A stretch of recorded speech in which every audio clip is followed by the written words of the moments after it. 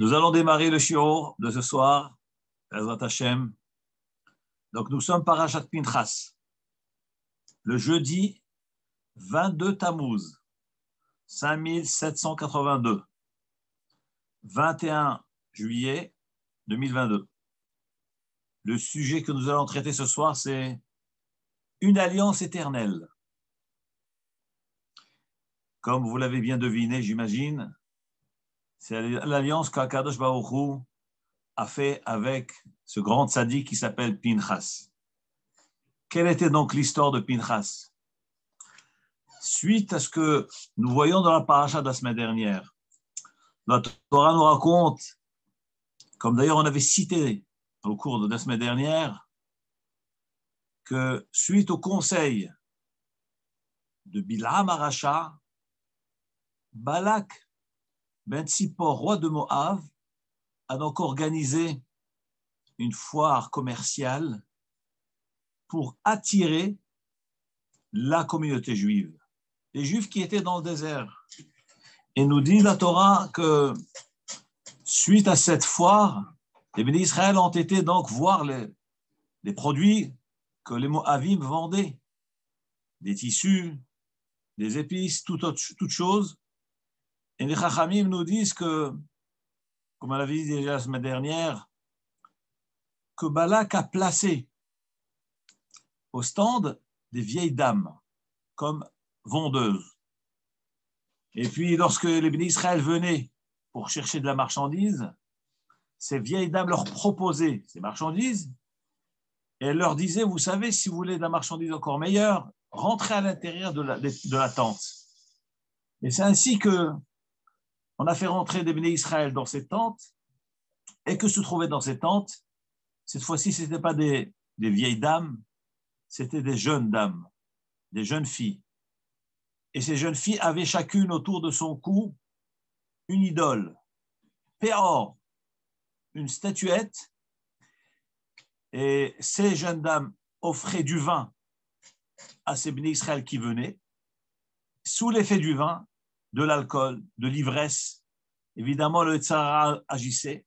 Les bénis d'Israël étaient poussés à fauter, mais chacune de ces non-juives demandait au préalable d'abord qu'il fallait se prosterner devant cette idole qu'elles avaient autour du cou.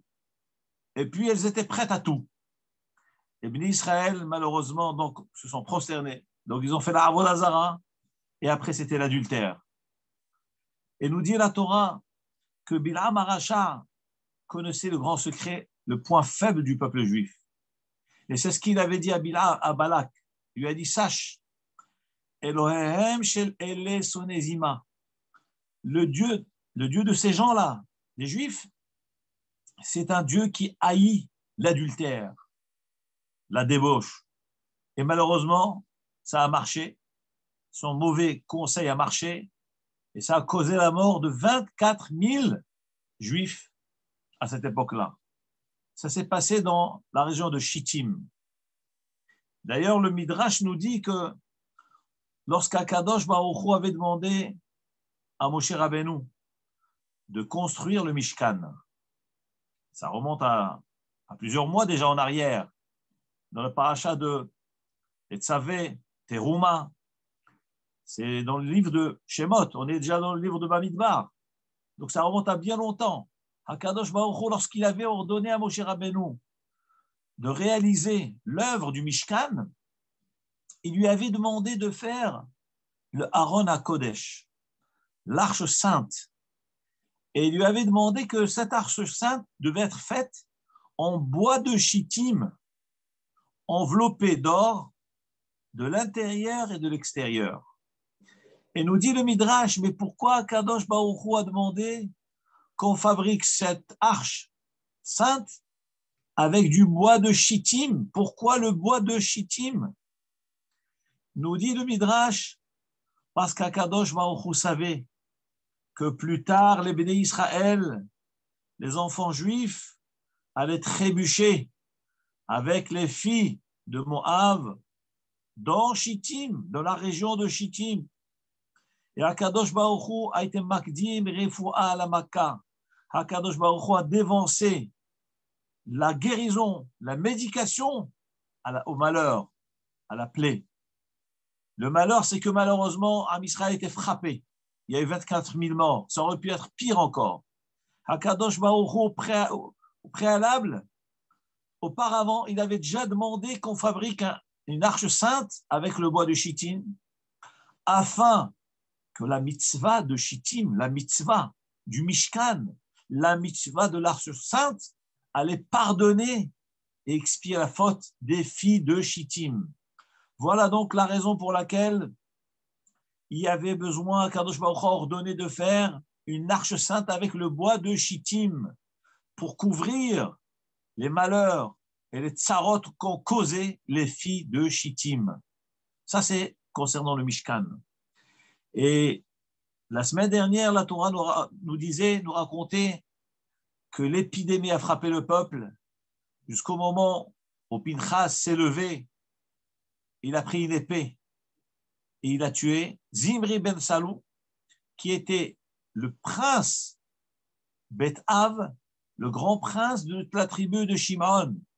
Imaginez-vous un prince, Talmid Chacham, tzaddik, qui trébuche dans l'adultère avec une non-juive. Avec qui c'était? Avec Cosbi Batsour.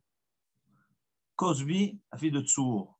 Une chose terrible, c'est-à-dire les élites du peuple, les plus grandes tzadikim du Am Israël, Chas v'Shalom, ont trébuché dans cette chose-là. Une chose tellement grave, tellement grave.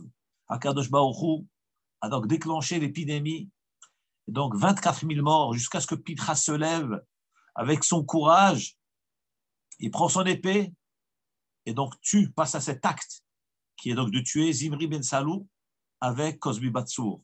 Et à ce moment-là, l'épidémie s'est arrêtée. Vous imaginez ce que ça veut dire qu'un homme qui s'appelle Pinchas puisse avoir le courage de se lever et tuer le prince, un des grands du Ham Israël, un des grands représentants du peuple.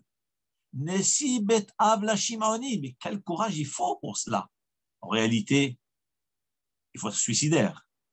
C'est-à-dire qu'il faut être prêt à mourir pour l'amour de Hachem. C'est que Pinchas était prêt à mourir.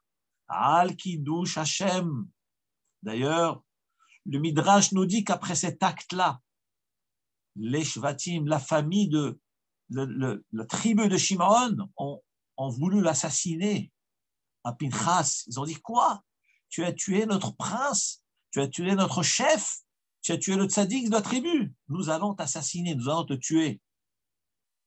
Et c'est justement ce que la Torah va nous raconter dans la paracha de cette semaine de Pinchas.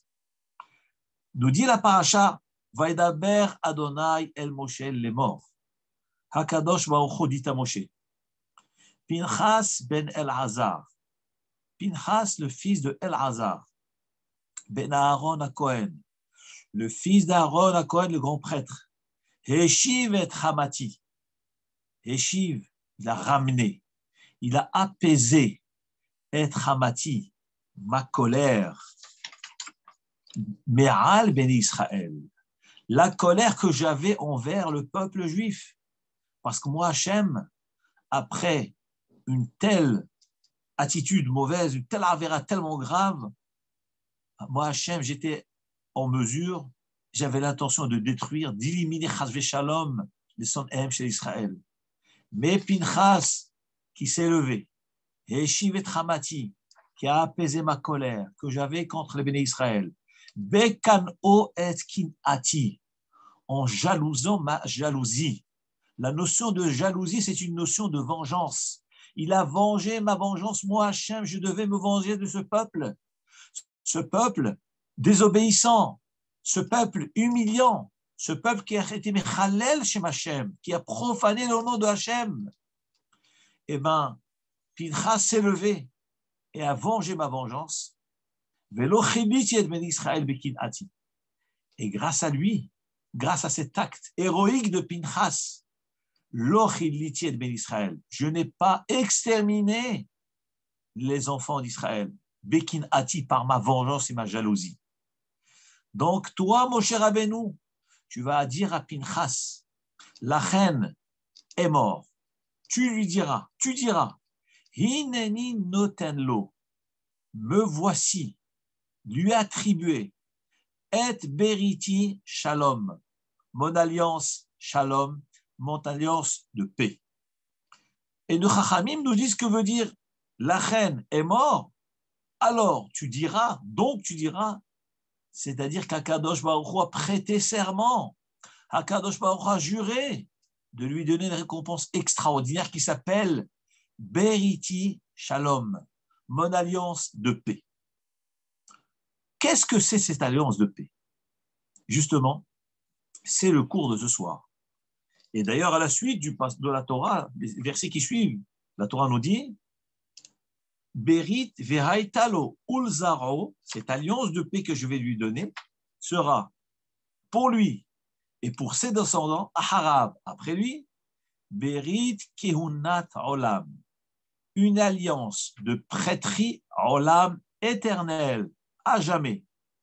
Tahat asher kine l'Elohav, car il a vengé l'honneur de Hachem. Vaïchaper al Bnei Israël, et donc il a pardonné la faute du Karam Israël, la faute du peuple juif. En quoi consiste cette alliance? Qu'est-ce que c'est ce Berit Olam? Qu'est-ce que c'est ce Beriti Shalom? Nous dit Rashi. Là, je vais vous rapporter plusieurs explications et vous allez voir que dans chacune, il y a des choses extraordinaires à comprendre dans chaque façon de voir l'alliance. Nous dit Rashi. Que veut dire Beriti Shalom? Hineni notenlo et Beriti Shalom. Je lui donne mon alliance de paix. Dit Rashi, Piresh lo Hakadosh Baruch Hu, Hakadosh Baruch Hu lui a exprimé, c'est-à-dire il a exprimé à son égard Shelomotav, ses saluts, son salut, sa reconnaissance. Donc, selon l'explication de Rashi, Hachem dit à Moshe Rabbeinu, va lui transmettre à Pinchas mes salutations distinguées, ma reconnaissance du fait qu'il a apaisé ma colère et qu'il a épargné le peuple juif. Donc je le salue pour cet acte extraordinaire. Donc Beriti Shalom, le sens simple, comme dit Rashi, Berit Shelomotav, transmets-lui le Shalom, un salut. C'est ça l'alliance de paix. Donc je le salue, je le salue et j'en suis reconnaissant. Ça, c'est selon le pshat de Rashi.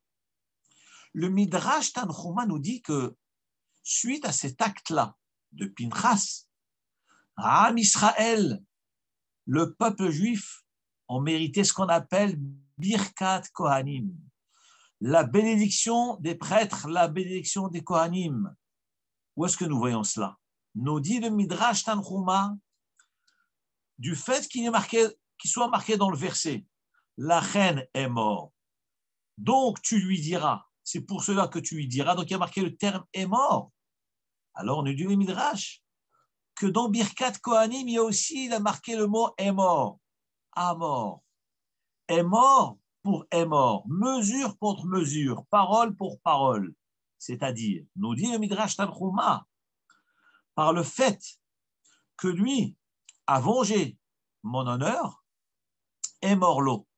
La reine est mort, dis-lui. C'est-à-dire, révèle-lui une mitzvah qui est liée au mot est mort. Plus exactement le mot amor. Quelle mitzvah? C'est un mitzvah où c'est marqué amor lahem. Yevarechecha Adonai vishmerecha. C'est la bénédiction des Kohanim. Donc, lorsqu'Hachem lui a dit Hineni notenlot beriti shalom, je lui donne mon alliance de paix, c'est-à-dire je lui attribue le symbole du shalom, la birkat kohanim, le tuyau, le conduit qui va donc dispatcher la bracha sur le peuple juif. Donc déjà nous constatons cet acte que Pinchas a fait par la force et le courage, et l'abnégation totale et le risque que Pinchas a pris, ça lui a procuré quoi? Ça lui a procuré le salut du ciel. Vous savez ce que ça veut dire qu'un Kadosh Baruch Hu salue quelqu'un? Ce n'est pas un salut banal. C'est-à-dire, on lui assure l'éternité. On lui assure la paix pour lui et ses descendants. Ça, c'est selon le pshat de Rashi. Deuxième explication, selon le Midrash Tanchuma, cet homme-là, c'est le symbole de la bracha. La bracha va découler de lui, contrairement à ce qu'on aurait imaginé. Les gens auraient dit, mais c'est un fanatique. Qu'est-ce qu'il a à se mêler, cet homme-là? Et pas seulement il se mêle, mais il ose assassiner, tuer un tzaddik, un chef de tribu, Zimri ben Salou, une chose très grave. Eh bien, toi, tu penses que c'est un homme de dispute, c'est un homme qui cherche la marloquette.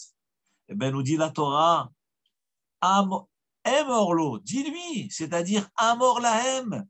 Au contraire, cet acte, c'est ce qui va ramener la paix au Ham Israël. C'est ce qui va ramener le shalom au Ham Israël. C'est ce qui va ramener la bracha au peuple juif. C'est ça. Emorlo, dis-lui. C'est comme Amor Lahem. Dis-leur, c'est la bracha des Kohanim. Voilà ce qu'il a été zoché. Beriti Shalom, le Berit, c'est de pouvoir transmettre la bracha, bénir le peuple. Ça, c'est le Birkat Kohanim. Et tout cela grâce à quoi? Grâce à cet acte extraordinaire de venger le kavod de Hachem. C'est-à-dire que le bisayon, le chilul Hachem a été causé pourquoi? Par des mariages mixtes, par la mixité, l'interdit, ce que Hachem nous a interdit. Nous n'avons rien contre le monde. Nous respectons le monde. C'est nos frères. Ils ont aussi un Tselem Elohim. Les Goïms ont un Tselem Elohim.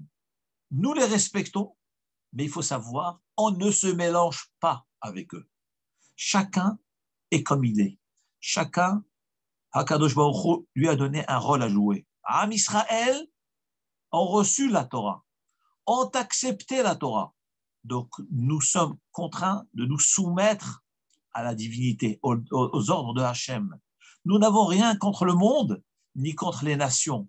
Dans la Torah, il y a une interdiction de se marier avec une non-juive. Ce n'est pas que je le haïs. Non, la Torah nous demande de respecter tout un chacun. Mais nous avons des principes dans le judaïsme. De la même façon qu'il y a une mitzvah de manger cachère, une consommation cachère, le monde comprend bien qu'on puisse avoir un régime particulier. Eh bien, le monde doit aussi comprendre qu'un juif ne se mélange pas, tout en respectant la différence, tout en respectant les nations. On ne se mélange pas avec les nations, à moins qu'il y ait une conversion, à moins que ces gens acceptent de se soumettre aux mitzvot de la Torah, on peut effectivement se marier avec eux.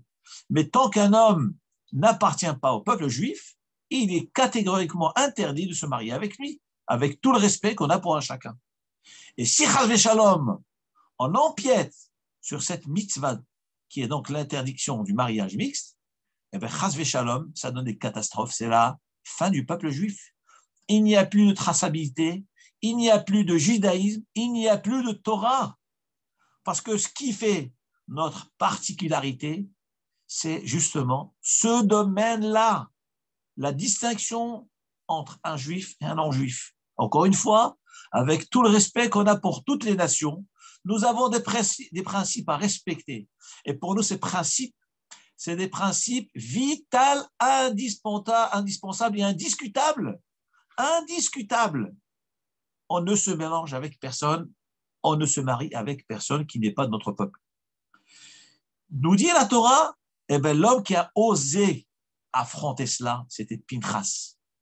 Parce que sans cet affront-là, sans cet acte-là, Chas v'shalom, nous dit la Torah, c'était notre fin. La fin du peuple juif, c'est la mixité. C'est la mixité, c'est Chas v'shalom, la façon de faire fin au peuple juif. Et ce n'est pas pour rien que ça a déjà démarré déjà au Moyen-Âge. En Égypte, le pharaon a décrété contre le peuple juif. Tout mâle, tout garçon qui va naître, vous le jeterez au Nil, dans le Nil. Et la fille, vous allez la laisser vivre. Mais il y a un problème. Lorsqu'on a quelque chose contre un peuple, on élimine tout le monde. Comment se fait-il que le pharaon a éliminé que les hommes, il a laissé les femmes? d'abord les hommes. Donc on a moins, il n'y a pas de révolte, il n'y a pas de risque de révolte. On tue les hommes, il n'y a plus de soldats, il n'y a plus de défense. On se plie, donc les restants, les femmes et les enfants vont rester soumis au régime. Les femmes, on va les utiliser pour les marier à des Égyptiens. Et ça va donner des Égyptiens. Bien que selon les principes de la Torah, une femme juive qui a un enfant avec un non-juif, l'enfant est juif. Mais dans l'esprit du pharaon, les jeunes filles juives, on va les mettre à disposition des Égyptiens. Donc ça, c'est sa théorie, c'est-à-dire l'assimilation absolue. Et le pharaon a compris que le seul moyen de détruire ce peuple, c'est de les pousser à la mixité. À la mixité. Et c'est une chose très grave pour nous. Très grave pour nous. Indiscutable en Europe. Coûte que coûte. Donc, la première, Beriti Shalom, une paix, une alliance de paix. Selon Rashi, c'est le salut qu'Hachem lui a donné. Deuxième explication, Hakadosh Baruch Hu lui a donné Beriti Shalom, c'est Birkat Kohanim. L'homme, par excellence, qui va bénir le peuple, celui que les gens prétendent, le révolté, le criminel, l'assassin. Au contraire, ça sera le Birkat Kohanim. Troisième explication, il est rapporté dans le Midrash Agada. Qu'est-ce que ça veut dire Ineni notenot beriti shalom? Nous dit le Midrash, Ani koret imo berit. Je fais une alliance avec lui. Alliance de quoi? Shiyehelo shalom mikulam, afin qu'il puisse avoir la paix de tous les autres. Tous les autres vont lui procurer la paix. Qu'est-ce que ça veut dire? Nous dit le Midrash Agada, Shelo yochlo lehaziko, qui ne puisse pas lui faire du mal. Et comme je vous ai dit tout à l'heure, le Rachamim nous dit dans le Midrash Shemot Rabba, nous dit le Midrash que le Shevet, la tribu de Shimaon se sont levés et ont voulu l'assassiner à Pinchas. Et Akadosh Baruch Hu lui a promis, sache Pinchas, personne n'osera te toucher, personne ne te fera du mal, je te le promets, et je prête serment. Et nos Chachamim nous disent, d'ailleurs comme il est rapporté dans Masechet Sanhedrin, page 82, côté B, la Gemara nous dit que même les Shvatim l'ont méprisé. Lui, il n'a tué que le chef de la tribu de Shimon, mais toutes les tribus l'ont méprisé. La tribu de Shimon ont voulu l'assassiner, mais les autres tribus l'ont méprisé. Ils lui ont dit, de quel droit tu fais une chose pareille? Et dit la Gemara, Hakadosh Baruch Hu lui a promis, Ineni notenlo et beriti shalom, je lui accorde ma paix, ma promesse qu'il soit préservé, protégé de tout mal. D'ailleurs, le mot shalom veut dire paix.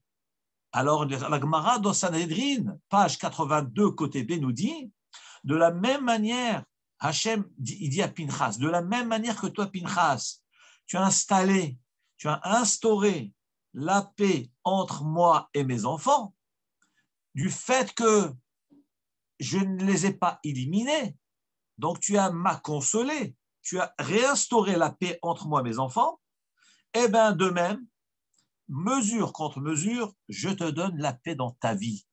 Tu seras préservé, tu seras protégé, et même ceux qui te veulent du mal changeront d'avis, ils te voudront que du bien. Donc, mesure contre mesure. Et d'ailleurs, c'est la même notion avec Birkat Kohanim. Je protège, Hakadosh Baruch Hu me donne la bracha dans mes mains. Je fais une mitzvah, je protège l'âme Israël, j'arrête l'épidémie. Hachem me donne la bracha dans mes mains pour montrer à tout le monde que je suis source de bénédiction. Ce n'est pas une source, chasvé shalom, de criminalité. Au contraire, la bracha, elle vient à travers l'obéissance aux mitzvot de Hachem. Celui qui va à l'encontre des mitzvot, celui qui crée le problème, celui qui crée la mort, celui qui crée les tsarot, celui qui obéit à Hachem, au contraire, c'est lui qui instaure le shalom dans le monde. D'ailleurs, il y a une Mishnah dans Pirkei Avot qui dit Al shelosha devarim ha'olam omed. Le monde tient sur 3 piliers, Ala din, Ala emet et Ala shalom. Shneemar Emet, Oishpat Shalom, Shiftuk Sha'arechem. Nous dit la Mishnah de Pirkei Avot, le monde tient sur 3 piliers. À la din, sur la rigueur. À la emet, sur la vérité. À la shalom, et sur la paix. La question qui saute aux yeux, mais comment peut-on concilier la rigueur et la paix? A priori, la rigueur, c'est quelque chose de dur. Donc, on déclare la guerre à tout le monde. La rigueur, le din, le jugement et la paix, c'est au contraire. C'est la tranquillité, c'est la tolérance. Comment se fait-il que cette Mishnah dans Pirkei Avot nous dit que le monde tient à la din, à la emet, vers la shalom, sur la rigueur, sur le emet, sur la vérité et sur la paix? Ben, la réponse est très simple. S'il n'y a pas de rigueur dans le monde, il n'y a pas de vérité dans le monde, il n'y a pas de paix dans le monde. Comment voulez-vous qu'un monde vive en paix? Comment voulez-vous qu'il y ait un shalom entre 2 pays s'il n'y a pas de règlement de compte, si on ne s'assoit pas devant un tribunal pour régler nos problèmes? Comment voulez-vous qu'il y ait le shalom dans un couple ou le shalom entre 2 protagonistes s'ils ne s'assoient pas pour trancher la loi, qui est condamné, qui n'est pas condamné, qui on doit condamner, qui on doit acquitter? Donc la procédure indispensable pour aboutir à la paix, c'est de pouvoir s'asseoir devant un Beddin. Il y a quelques semaines, j'ai assisté quelque part en France à un tribunal qui a siégé, qui s'est installé pour juger d'un contentieux financier dans une famille. Je ne donne pas les détails. Donc j'ai assisté, j'étais parmi les rabbinim qui étaient face aux protagonistes. Et un des concernés, donc les personnes concernées qui étaient présentes face au Beddin, étaient du chiffre de 8. 8 personnes. Donc des gens importants, chashovim, intelligents. Et donc le contentieux était à travers ces personnes-là. 8 personnes face à 3 dayanim. Et alors une des personnes se lève et dit, vous savez, nous ne cherchons que le shalom. Je ne comprends pas pourquoi on nous convoque dans un tribunal. Pourquoi le Beddin doit s'installer pour faire un jugement? Mais on peut faire le shalom, on ne cherche que la paix. Le dayan leur a dit, sachez, je vous dis tout de suite, le shalom n'arrivera jamais entre vous si vous ne passez pas devant un tribunal. Vous devez passer devant des dayanim, devant des rabbanim, donner raison à celui qui mérite, donner raison, condamner celui qui doit être condamné, rembourser ce qu'il y a à rembourser, et à ce moment-là, une fois que les protagonistes acceptent le jugement, là, le shalom va démarrer. Donc, le shalom ne peut s'installer qu'à travers un vrai jugement. Et justement, le Rav a très bien dit, c'est extraordinaire. D'ailleurs, je ne cherche pas à justifier ce que le Rav a dit, c'est vraiment vrai ce que le Dayan a dit, c'est qu'il n'y a pas de shalom s'il n'y a pas de règlement, si on ne met pas les choses au point. Si celui qui est chayav doit payer une dette, il ne la paye pas, comment voulez-vous faire le shalom? Il n'y a pas de shalom. Et c'est justement ce que la Mishnah nous révèle. Le monde tient sur 3 choses, à la din, à la emet, à la shalom. Il faut le din. La Torah nous ordonne de nommer des dayanim. Pourquoi? Pour juger le peuple un jugement vrai. Donc ça rejoint justement cette Mishnah. Le din, donc c'est la justice. Ensuite, ça aboutit au emet, à la vérité. On va dire, toi, monsieur Réhouven, tu n'avais pas le droit de prendre telle somme. Donc cette somme, tu dois la rendre à Shimon. Donc c'est la vérité. Donc le jugement mène à la vérité et la vérité mène au shalom. C'est exactement les mots de la Mishnah. Le monde tient sur 3 piliers. À la din, c'est la justice. À la emet, l'aboutissant, c'est le emet, on arrive à la vérité. Mais à la shalom, et ensuite, on aboutit à la paix. À la paix, au shalom entre les protagonistes. Et c'est comme ça dans la vie. Et c'est ce que Pinchas a fait. Maintenant, nous avons une quatrième explication. Qu'est-ce que c'est Beriti Shalom? Nous dit le Midrash le Kartov, Shelo yehe Adam cholek ala kihuna, shel Pinchas. Lorsqu'Akadosh Baruch Hu a dit à Moshe Rabbeinu, transmets-lui, Hineni noten lo, je lui donne mon alliance de paix. Qu'est-ce que ça veut dire l'alliance de paix? Ça veut dire qu'Akadosh Baruch Hu promet à Pinchas que personne, aucun du peuple juif ne remettra en question la keuna, la prêtrise de Pinchas, contrairement à ce qui s'est passé à l'époque de Korach.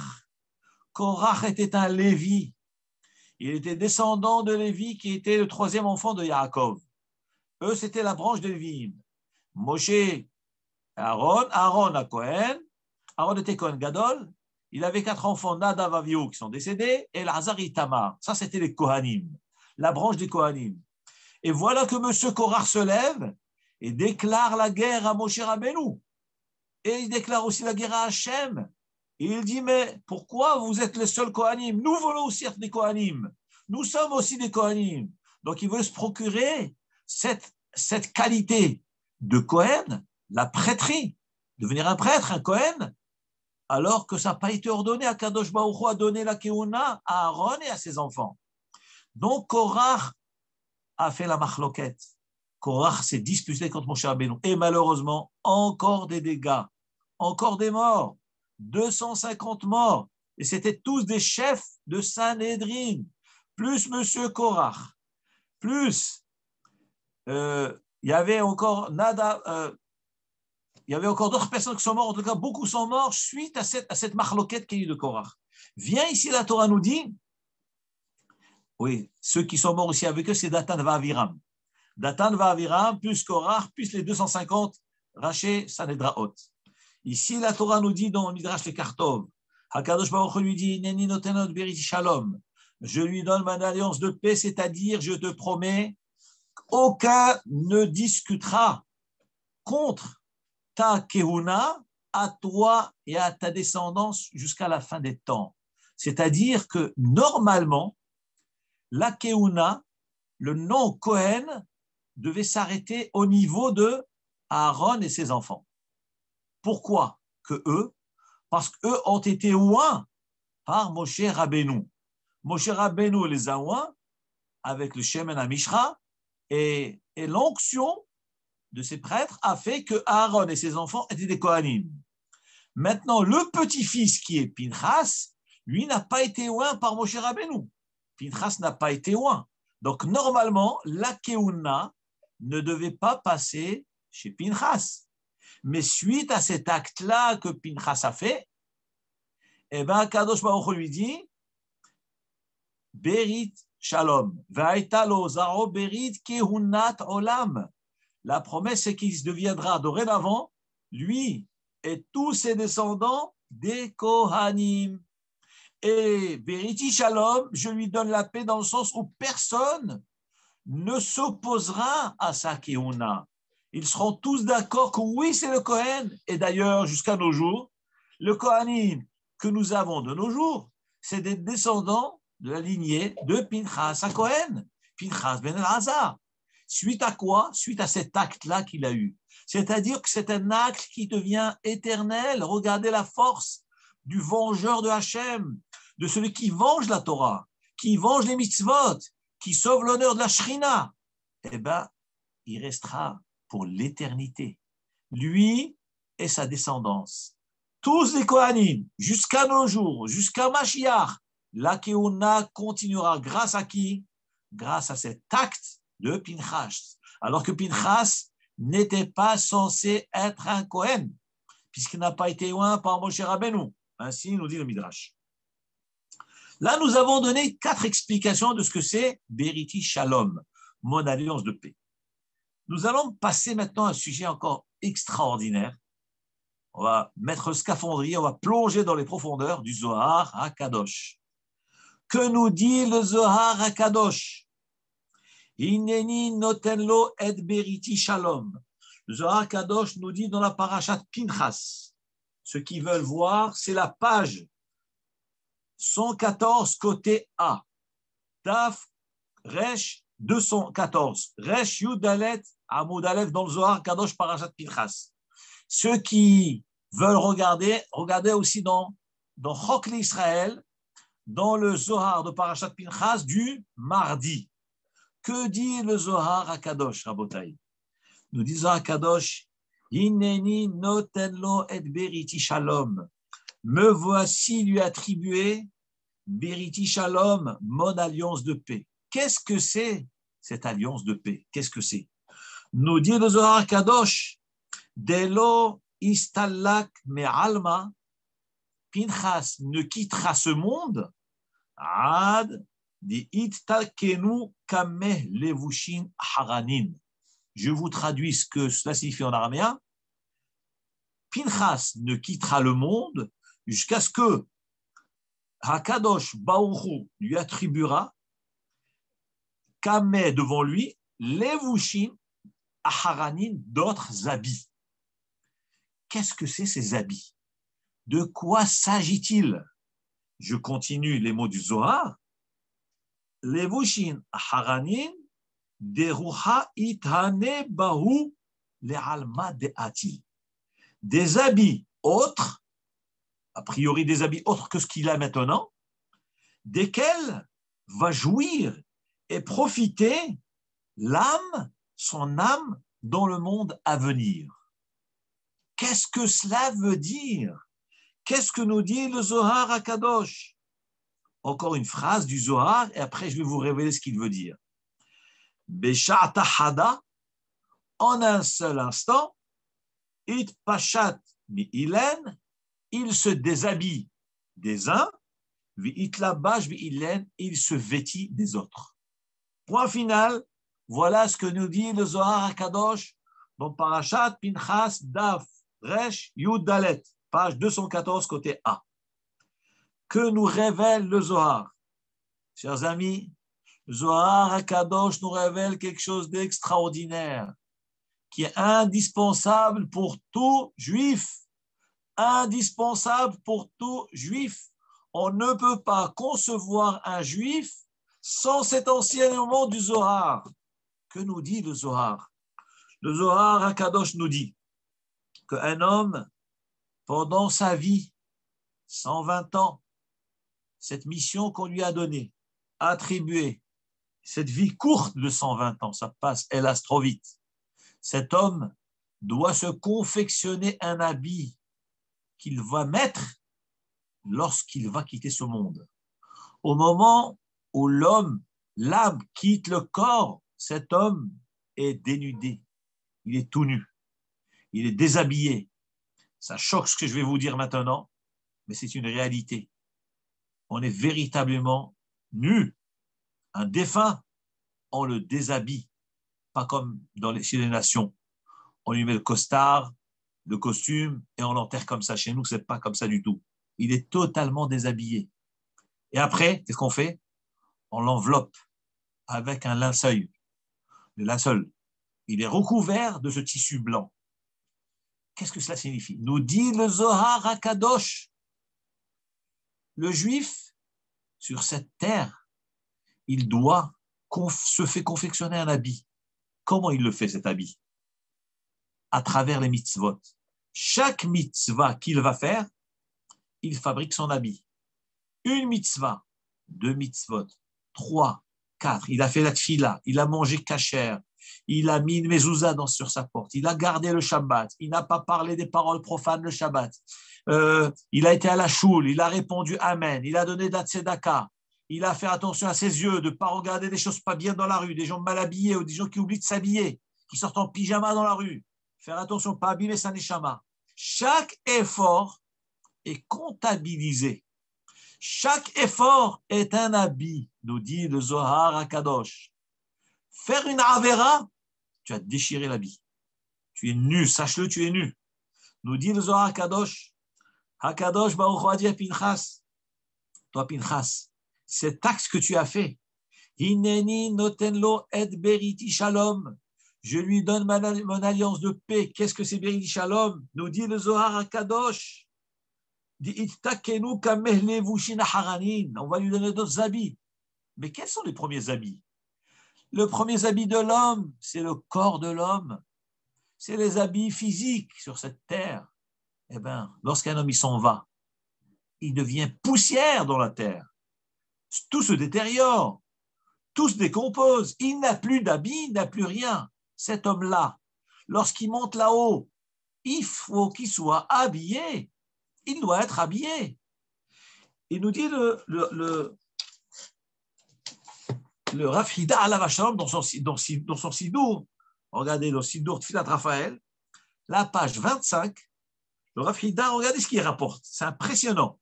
Et c'est justement ce que nous sommes en train de faire. C'est Parashat HaShavua. Il dit Tsarich ha'adam shi'ase levush lenishmato. Un homme à l'obligation doit fabriquer, confectionner un habit pour sa neshama, mitariag mitzvot, à travers, grâce aux 613 mitzvot de la Torah. Ve'atikun, alors comment il va faire ça? Les kayem kol mitzvah shetavo leyado. Comment on fabrique cet habit? Eh bien, chaque mitzvah qui se présente à moi, je dois tout de suite la pratiquer, immédiatement. J'ai assisté à un cours. J'ai entendu que le Rav a dit qu'il y a telle et telle mitzvah à faire. Je dois immédiatement passer à l'acte. Je ne dois pas écouter le Rav, écouter un cours, comme un philosophe qui écoute. Ah, c'est beau, c'est joli. On écoute une allocution, c'est beau. Et après, on rentre à la maison, on oublie tout. Chazvé Shalom. Le Ramban, le Rosh, Rabbeinu Asher écrit dans son livre, que c'est un livre de Moussar, que les Ashkenazim ont l'habitude de lire le mois de Elul, c'est divisé par rapport au jour de la semaine. Et dans un des passages, il dit, lorsque toi, d'ailleurs, le Ramban aussi dit ça dans sa lettre qu'il a envoyée à son fils. Mon fils, lorsque tu te lèves de ton étude, après avoir étudié la Torah, cherche à appliquer tout ce que tu as étudié. Tout ce que tu as étudié, tu cherches à l'appliquer. Sinon, à quoi bon l'étude? Ça s'appelle Hamor Nosesfarim. C'est comme un âne qui est chargé de livres. Vous prenez un âne, vous lui mettez des sacs et vous chargez des livres. Encore et encore et encore. Ça, c'est l'intellectuel. L'intellectuel, l'universitaire, il va accumuler tellement de connaissances. Est-ce que là, ça l'a transformé? Non. Le judaïsme, c'est justement le contraire. Le judaïsme, chaque passage doit me transformer, me transcender, me métamorphoser. Comment? Par la pratique. J'ai étudié aujourd'hui une halakha. Par exemple, là, on est en train d'étudier que je dois fabriquer un habit. Comment je fabrique cet habit? C'est par les mitzvot. Donc, je finis le cours dans quelques minutes. Je sors de chez moi. Je ne dois pas oublier cette image-là. Que je suis nu. Je n'ai pas d'habit. La vie est trop courte. Les 120 ans, ça va trop vite. Trop vite. Faisons vite des mitzvot. Tout de suite. Qu'est-ce que je peux faire comme mitzvah? Tzedaka, tfila betsibour, tfilin, talit. Une femme, elle doit faire attention. Toutes les choses concernant la halachot relatives à la femme. L'éducation, la même chose, etc. Gardez cette image constamment devant ses yeux. Nous n'avons pas d'habits. Nous sommes tout nus. Nous devons obligatoirement accomplir les mitzvot de Hachem. Le Rav Hida alav shalom il demande, mais nous savons très bien que de nos jours, il y a des mitzvot qu'on ne peut pas faire parce qu'il n'y a pas le Beth Amikdash. Et donc, il y a des choses qui ne sont pas d'actualité. Comment allons-nous faire pour confectionner un habit parfait? Puisque cet habit-là, on ne peut le faire que si on a tous les composants réunis. Or, les composants, c'est les 613 lois de la Torah. Mais nous ne pouvons pas pratiquer les 613 lois de la Torah. D'abord, parce qu'il y a des mitzvot qui sont liés au temple. De nos jours, il n'y a pas le Beth Amikdash. Il y a des mitzvot qui concernent que les femmes. Et la femme elle-même, il y a des mitzvot qui ne concernent que les hommes. Donc elle-même, son habit va manquer parce qu'elle ne va pas faire les mitzvot de l'homme. Et l'homme, il ne pourra pas faire les mitzvot qui concernent les femmes. Donc son habit va être manquant. Et nous, hommes et femmes et enfants, il y a des mitzvot qui ne peuvent se faire qu'à l'époque du Beth Amikdash. Il y a des mitzvot qui ne peuvent se faire qu'en Eretz Israël, comme la mitzvah de Shemitah, etc. Donc, comment allons-nous confectionner un habit parfait pour le Olam Haba? Ça, c'est la question que le Rav Hida Alav Shalom demande. Il répond de la manière suivante. Il dit, vous savez, il y a marqué dans un pasuk, Tamim Tiye im Adonai Elohecha. Sois intègre avec Hachem, ton Dieu. Le Rav Hida demande, là, il y a une mitzvah d'être intègre avec Hachem. Mais pourquoi la Torah avait-elle besoin? Ça, c'est un verset dans le livre de Dvarim, chapitre 18, verset 13. Le Rav Hida demande, mais la Torah aurait pu dire tout simplement, Tamim Tiye, sois intègre. Si la Torah me dit sois intègre, évidemment, c'est avec Hachem qu'on est intègre. De quoi elle parle? Sinon, la Torah, elle parle avec Hachem, avec les mitzvot. Alors, pourquoi la Torah avait-elle besoin de préciser Tamim Tiye im Adonai Elohecha, avec Hachem, ton Dieu? Pourquoi il fallait rajouter cette phrase? Nous dit le Rav Hida Alav Shalom quelque chose d'extraordinaire. Nous devons atteindre la perfection, n'est-ce pas? L'intégrité, à travers l'intégralité des mitzvot de la Torah. Puisque c'est ainsi que nous confectionnons cet habit extraordinaire qui va nous servir dans le monde à venir. Et ne pas être gêné, honteux, tout nu, devant les patriarches, devant les tzadikim, dans le Olam Ha'emet, dans le Gan Eden. Vous imaginez un bonhomme qui arrive à la choule tout nu? Mais il a honte, mais on a honte pour lui. On se cache, on ne peut pas le regarder. Lui-même, il doit avoir honte de lui-même. Imaginez-vous un homme après 120 ans, dans le Olam Haba, on lui dit, mais mon ami, mais t'es tout nu, t'as oublié tes habits, tu t'es pas habillé. Eh bien, c'est exactement ce qu'on nous dit de Rav Hida Alav Shalom. Eh bien, dans ce verset, on nous révèle tout. Tamim Tiye, sois intègre, c'est-à-dire cherche l'intégrité, cherche la shlemut, la perfection. Maintenant, tu vas me dire, mais il y a des mitzvot que je ne peux pas faire. Im Adonai Elohecha. C'est-à-dire, il va rester une partie qui est cachée, que nous n'arriverons pas à accomplir ou bien parce que nous ne sommes pas concernés parce qu'on n'est pas des femmes, ou bien parce qu'on n'est pas au Beth Amikdash, on n'est pas des Kohanim, alors sois avec Hachem. Donc, il y a une partie où tu dois être intègre par le fait d'accomplir, et une deuxième partie que tu ne peux pas accomplir, alors sois avec Hachem. Comment je peux être avec Hachem? C'est en s'engageant. Hachem, je te promets, je m'engage que dès que j'aurai la possibilité de faire cette mitzvah, je te promets que je ferai ces mitzvot. Et là, le Rav Hida dit un chidouche extraordinaire. Il dit là, dans le verset, il y a tout dedans. L'intégrité est dans l'intégralité. Bien que je ne peux pas tout accomplir, mais il y a une partie que je peux pratiquer, c'est Tamim Tiye, et celle que je ne peux pas accomplir, c'est Im Adonai Elohecha. Ça, soit avec Hachem, promets devant Hachem que tu vas accomplir. D'où l'importance qu'un homme, tous les jours, il doit dire je suis mekabel sur moi l'ordre de Hachem et toutes les mitzvot qu'il nous a ordonnées dans la Torah. D'ailleurs, cette prière est rapportée dans le Sidour de Filat Raphaël, qui est le Sidour de Rav Hida Alav Shalom, où il dit que chaque jour, un homme doit dire justement cette prière-là. Il doit dire au nom de l'unification de Hachem, de Yudke Bevavke, je m'engage, je prends sur moi l'engagement d'être mekabel, d'accepter toute la Torah ainsi que toutes les mitzvot de la Torah, des Oraita et des Rabbanan. J'accepte tout sur moi.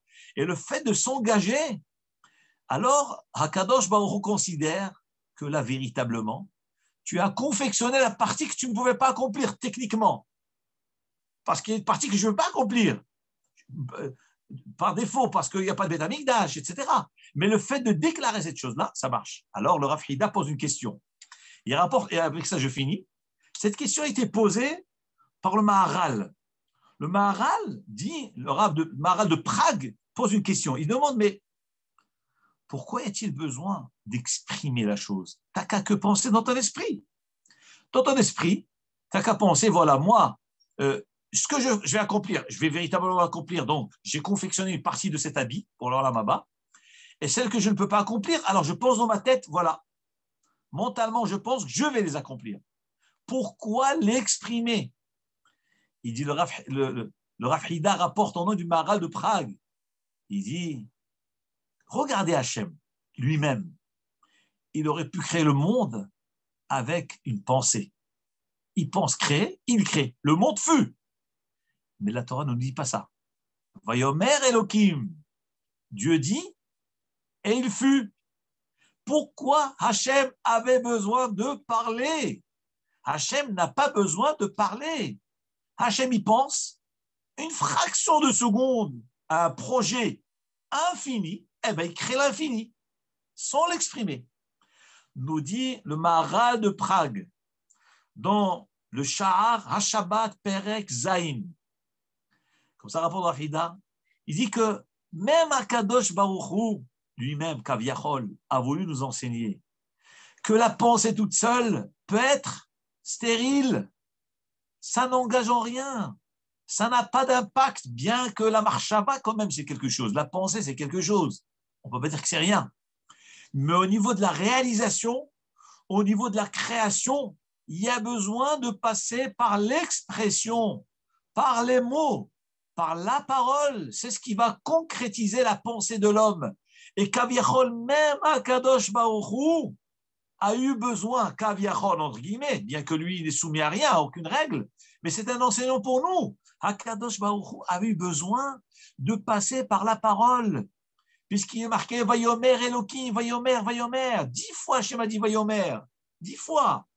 C'est pour nous dire, la pensée seule, ce n'est pas assez, il faut exprimer la chose. Et bien là aussi, un homme, récapitulons, il doit pratiquer les mitzvot dès qu'il se lève du cours. Qu'est-ce que j'ai appris maintenant? J'ai appris telle mitzvah, tout de suite. J'ai besoin d'habits, moi. Je ne veux pas rester tout nu. Il faut fabriquer cet habit-là. Et la vie est très courte, ça va trop vite.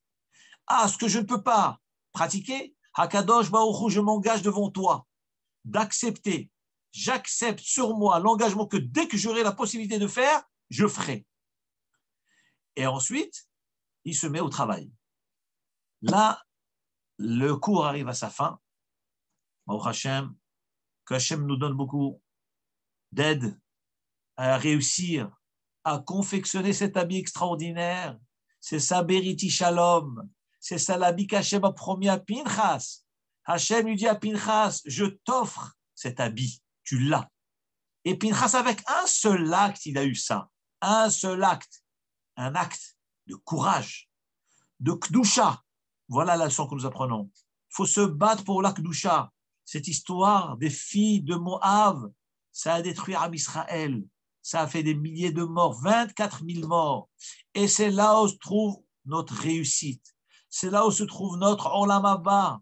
C'est là où se trouve notre avenir. Travaillons la Kdusha. La Kdusha, pas regarder des choses pas bien. Même si on est dans la galoute, il y a des choses pas bien. Des journaux, il faut éviter les mauvais journaux. Il ne faut pas faire rentrer à la maison de mauvais journaux.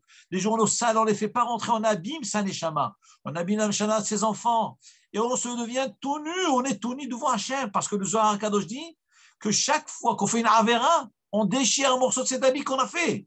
Toutes les mitzvot qu'on a fait, on le déchire. Encore une avera, encore un habit, encore, et on se déshabille. Et après, qu'est-ce qu'on va se trouver là-haut, tout nu? Hachem Yerachem. J'arrête là.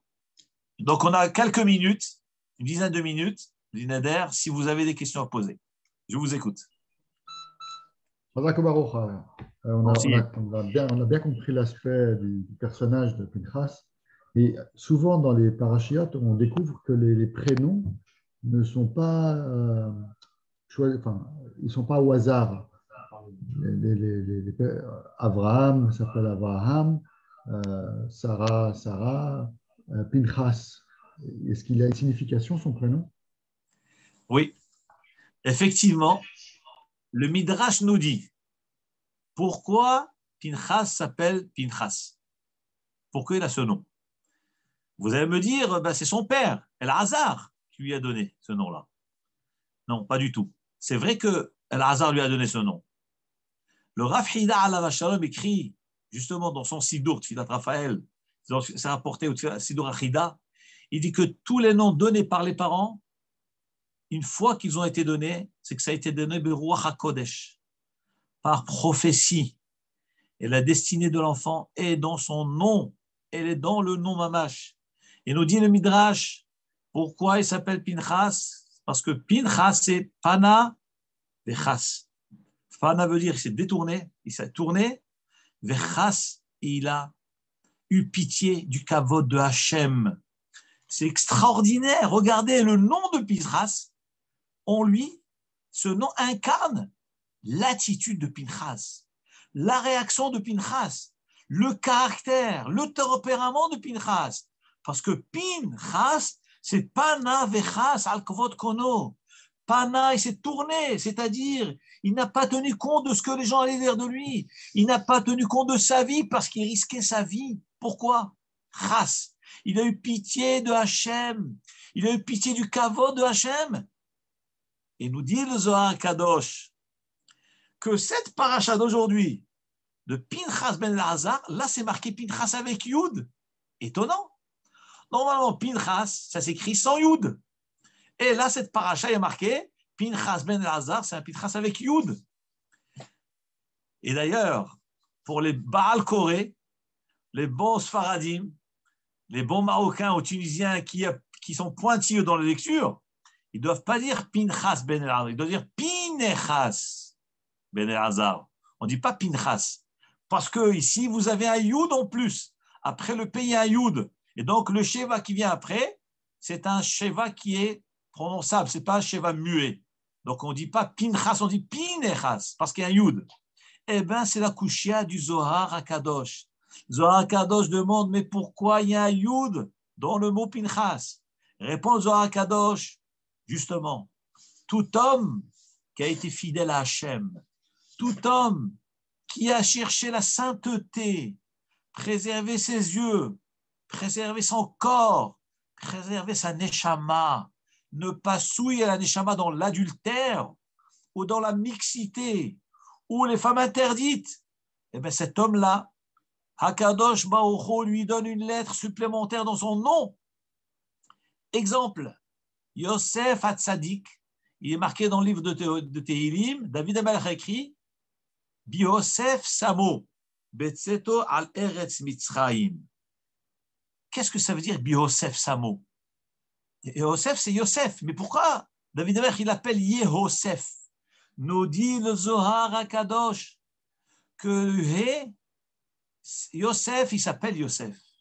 Mais suite à l'incident qui est arrivé avec la femme de Potiphar, la femme de ce chef égyptien, qui essayait de le séduire tous les jours pour qu'il faute avec elle. Yosef Hatzadik refusait, tous les jours, constamment. Il faisait semblant de ne pas comprendre sa langue, alors que Yosef comprenait 71 langues, 70 langues étrangères, plus l'hébreu. Il faisait semblant, et à la fin, elle a compris son jeu. Elle va elle l'a saisi, elle a dit arrête de faire des histoires, arrête de faire semblant de ne pas comprendre. Et à ce moment-là, qu'est-ce qu'il a fait Yosef? Il s'est enfui, il a laissé sa veste. Et la Torah nous dit, Akadosh Baruch Hu a dit, toi Yosef, tu n'as pas voulu souiller ta neshama Kdosha. Alors je te donne une lettre dans ton nom. C'est quelle lettre? C'est le He. Et vous savez que le He c'est quoi? C'est la dernière lettre du nom de Hachem, Yud Ke Vav Ke. Et la dernière lettre du nom de Hachem c'est quoi? Ça symbolise une Kala. Les premières lettres de Hachem, ça symbolise le Khatan. La dernière lettre symbolise la Kala, c'est ce qu'on appelle la Shrina Kdosha. Et nous savons très bien que notre but sur cette terre, se faire unir ce couple qui est Hachem et la Shrina, le Khatan et la Kala. Et cette Kala, Hachem lui donne un He à Yosef pour lui dire, toi tu as refusé une Kala interdite, tu as refusé une femme étrangère, tu as refusé une femme non juive, eh bien je te donne une autre femme qui est permise, qui s'appelle la Shrina Kdosha. Mais ça fait frémir, ça me fait transpirer ces chidushim, ça me fait trembler. La Shrina Hakdosha, la Kala qui n'est rien d'autre que la femme de Hachem Kaviachol. Elle vient, elle se joint à ce tzaddik, ils font corps intègre, un seul corps. C'est ça l'Akdusha. C'est ça l'Akdusha. Nous devons travailler l'Akdusha, la sainteté, travailler nos yeux. Nous sommes dans la galoute quand on sort dans la rue, lorsqu'on va faire nos courses dans les supermarchés. On ne fixe pas les dames, on ne regarde pas les femmes, on doit s'efforcer. On a sa femme, celui qui n'a pas de femme, qu'Akadosh Baruch Hu lui envoie une kala d'une manière permise. On a sa femme d'une manière cachère. Kdusha vetahara. Pourquoi regarder ailleurs? Ça nous dénude, ça nous découvre, ça nous enlève nos habits. Et dans l'Olam Emet, on se retrouve nus devant Hachem, devant nos ancêtres, devant nos grands-parents qui ne sont plus de ce monde. Il nous dit, mais mon fils, mais pourquoi tu es tout nu? Et dans le ciel, on sait pourquoi on est tout nu. Et on a honte après. On ne sait pas quoi répondre ce jour-là. Voilà, Rabotai. Razak. Hazak Omarou, bracha. Une petite question, hein. Pourquoi Pinchas, dans le langage vous avez parlé beaucoup du Rishon, Inini noten lo et veriti shalom. Mais pourquoi lo et pas lecha ou zaro? Enfin, on voit que c'est pas une continuité comme ça. Pourquoi c'est très spécifique à Pinchas? C'est ce qu'on appelle personnifié. Pourquoi c'est personnifié? La réponse est, c'est très simple, parce que c'est l'origine de tout. Pinchas, c'est lui l'origine des Kohanim qui vont suivre. Pinchas, c'est l'origine de Birkat Kohanim. Pinchas, c'est l'origine du Shalom. C'est ça l'eau. L'eau, c'est pour dire, c'est lui. Et d'ailleurs, l'eau, c'est la Medvav. Et la Gemara nous dit que le monde tient sur 36 tzadikim. Et ce tzadik de Pinchas, il a les 36 tzadikim englobés en lui. Parce que tous les tzadikim des Doroth en sont nés grâce à lui. Parce que personne ne veut continuer à vivre. Tout est inclus en lui. C'est ça le lot. C'est extraordinaire. Et vraiment, c'est comme de l'eau pour un assoiffé. Il boit de l'eau. C'est là l'eau. Et là aussi, le tzaddik, il a tout en lui. C'est là que nous Shavetar. Voilà. Hazak Obaro.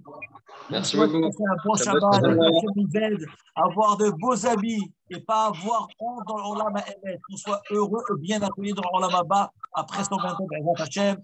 Shabbat Shalom. Shabbat Shalom, merci beaucoup. Shabbat Shalom, merci. À bientôt. Au revoir. Shabbat Shalom.